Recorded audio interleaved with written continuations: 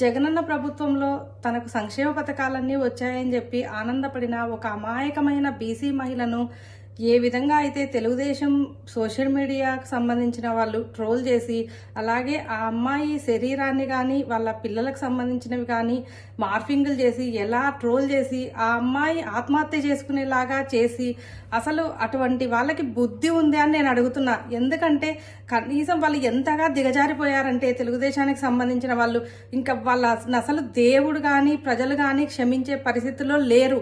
వాళ్ళు ఇంకా నీచం అంటే నీచానికి దిగజారిపోయినారు. ఒక ఆడపిల్లని కూడా చూడకుండా ఒక బీసీ మహిళను ఈ విధంగా ట్రోల్ చేసి ఆ అమ్మాయి చనిపోయే పరిస్థితి వరకు తెచ్చారు అంటే అసలు మన సమాజం కూడా సిగ్గుపడాల్సిన అవసరం ఉంది. ఇటువంటి కిరాతకాన్ని చూసి ఇలాంటి అరాచకాలను ఎవ్వరు కూడా భరించే స్థితిలో లేరు. ప్రజలు కానీ మహిళలు కానీ మిమ్మల్ని తిప్పికొట్టి ఈడ్చి కొట్టే పరిస్థితులు 40 రోజుల్లోనే ఉన్నాయి. ఈ ఎలక్షన్లలోనే మీకు తెలుస్తుంది. ఇటువంటివన్నీ చేసిన మీకు మీ పాపాలకన్నిటికీ పాపం పండబోతుంది. మీకు తగిన శాస్త్రి జరగబోతుంది. ఆ అమ్మాయి ఆత్మకు శాంతి కలగాలని మనస్ఫూర్తిగా కోరుకుంటున్నాను. గౌరవ ముఖ్యమంత్రి జగన్మోహన్ రెడ్డి గారి పరిపాలనలో అక్క చెల్లెమ్మలు ఎంతో ఆర్థిక స్వావలంబన దిశగా ఈరోజు వాళ్ళు ఆనందంగా సంతోషంగా ఉన్నారు.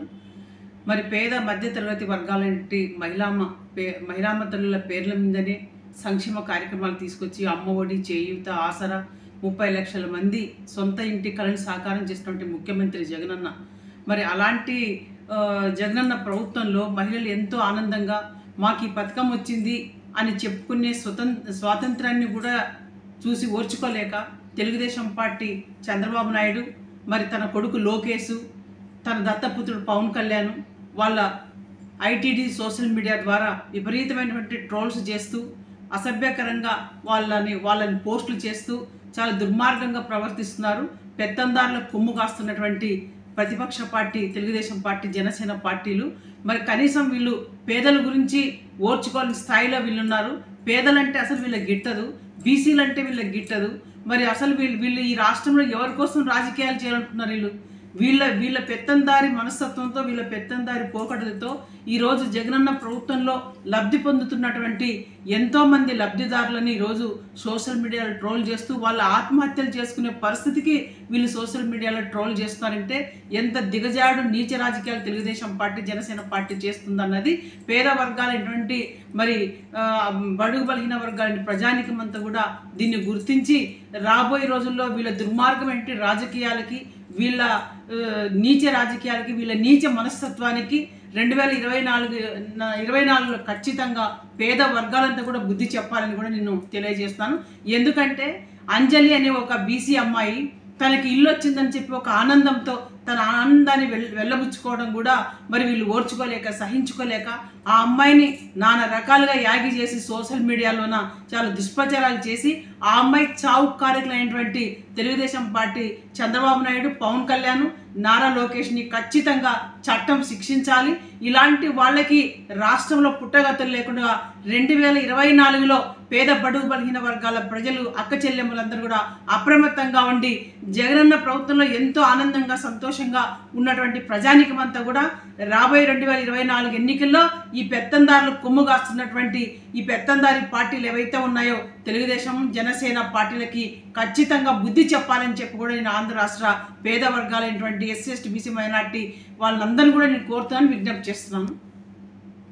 Telugu Desam party, Janasena social media అరాచకానికి గీతాంజలి అనేటటువంటి ఒక అమ్మాయి రైలు కింద పడి ఆత్మహత్య చేసుకొని చనిపోయినంత దుర్మార్గం ఈ రాష్ట్రంలో జరగడం నిజంగా హృదయాన్ని కలిచివేస్తున్నటువంటి సంఘటన.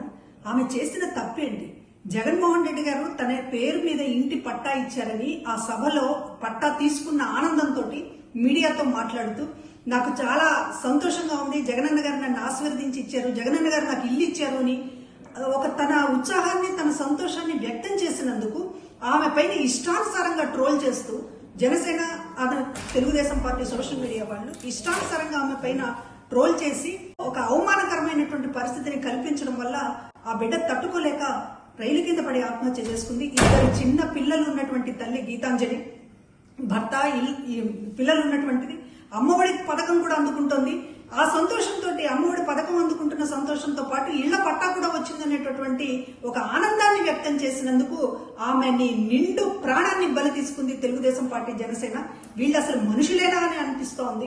ఒక మహిళకి సంబంధించి ఇంత అండగా ఉన్నటువంటి ప్రభుత్వాన్ని చూసి ఓర్వలేక ఈరోజు జగన్మోహన్ రెడ్డి గారి మీద దాడి చేయడమే కాకుండా లబ్ధిదారులు సంతోషంతో 4 మాటలు మాట్లాడినందుకు చివరికి ఆ బిడ్డల్ని తల్లి లేని బిడ్డలుగా చేశారు. ఆమె నిండు జీవితాన్ని బలి తీసుకున్నారు. మిమ్మల్ని ఎట్టి పరిస్థితుల్లో కూడా క్షమించకూడదు. ఈ రాష్ట్రంలో ఉన్న మహిళలందరికీ కూడా చెప్తూ ఉన్నాము. ఇటువంటి ఒక ఆమెని ఇష్టానుసారంగా రకరకాల అవమానకరమైనటువంటి పద్ధతిలో ప్రాణం తీసుకోవాలన్నంత ఒక హింస పెట్టినటువంటి ఈ పార్టీలని ఎక్కడ ఉంచాలో మహిళలు ఆలోచించమని చెప్పి కోరుతూ ఉన్నాం. సబ్స్క్రైబ్ చేయండి. Please do subscribe to. Please like, share and subscribe to top Telugu TV. Top Telugu TV. Top Telugu TV.